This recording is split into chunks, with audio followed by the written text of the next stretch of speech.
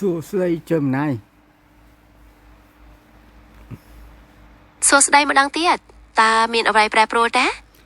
ខ្ញុំចូលទៅ Telegram ខ្ញុំម្ដងទៀតគេនៅតែឲ្យបង់លុយដែរ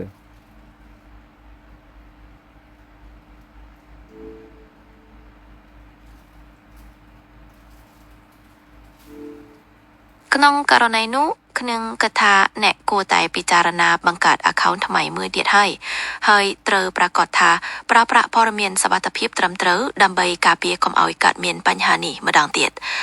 តើអ្នកចង់ឲ្យខ្ញុំជួយណែនាំពីវិធីបង្កើត account ថ្មីទេខ្ញុំចង់បង្កើតថ្មីតែ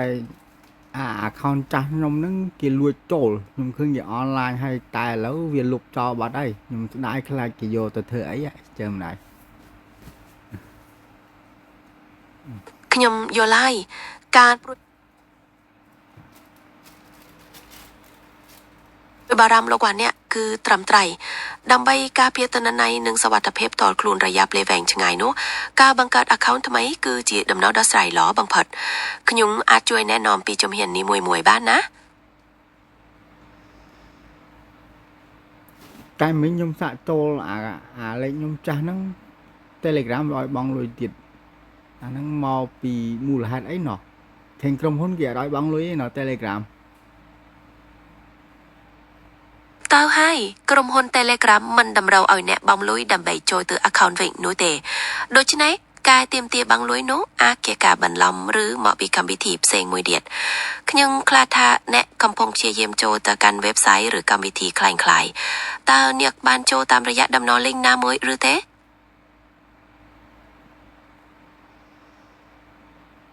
ដូចជាអត់ទេតែខ្ញុំធ្លាប់ភ្ជាប់ជាមួយតំណ link វីដេអូ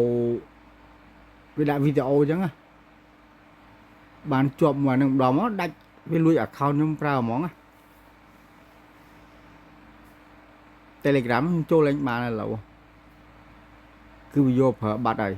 ហើយឥឡូវហ្នឹងខ្ញុំជេរវាទៅវាលុបចោលវិញបាត់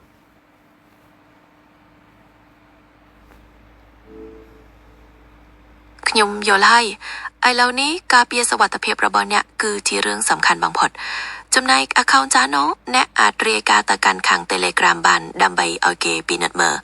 តើខ្ញុំអាចជួយអ្វីទៀតបានទេ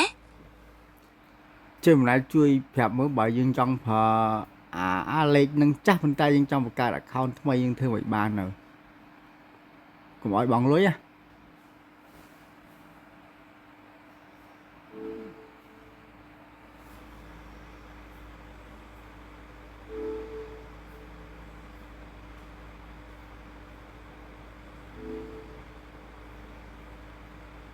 ជាទូទៅអ្នកអាចបង្កើត account Telegram ថ្មីបានដោយប្រើលេខទូរស័ព្ទដដែលប៉ុន្តែវាអាចតម្រូវឲ្យអ្នកផ្ទៀងផ្ទាត់តាមរយៈកូដ SMS ហើយការបង់លុយនោះគឺមិនពាក់ព័ន្ធជាមួយ Telegram ផ្លូវការនោះទេសូមប្រុងប្រយ័ត្នខ្ពស់តើអ្នកចង់ឲ្យខ្ញុំណែនាំពីជំហានបង្កើត account ថ្មីឲ្យកាន់តែច្បាស់ទេបាទចង់ឲ្យចេះម្ល៉េះជួយណែនាំអូខេដំបូងអ្នកត្រូវដំឡើងកម្មវិធី Telegram ផ្លូវការមកក្នុងទូរស័ព្ទរបស់អ្នកហើយបន្ទាប់មកបើកកម្មវិធីហើយជ្រើសរើសពាក្យ Start Messaging ឬ Sign Up បន្ទាប់មកបញ្ចូលលេខទូរស័ព្ទរបស់អ្នកហើយធ្វើតាមការណែនាំដើម្បីផ្ទៀងផ្ទាត់តាមរយៈកូដដែលគេផ្ញើមកមានចំណុចណាមិនច្បាស់លាស់ទេអរគុណជម្រាបលាបើបង្កើតបានចាំសួរចេះម្ល៉េះទៀតណាអូខេបាយបាយបានអីជំរាបលាជួបគ្នាម្ដងទៀត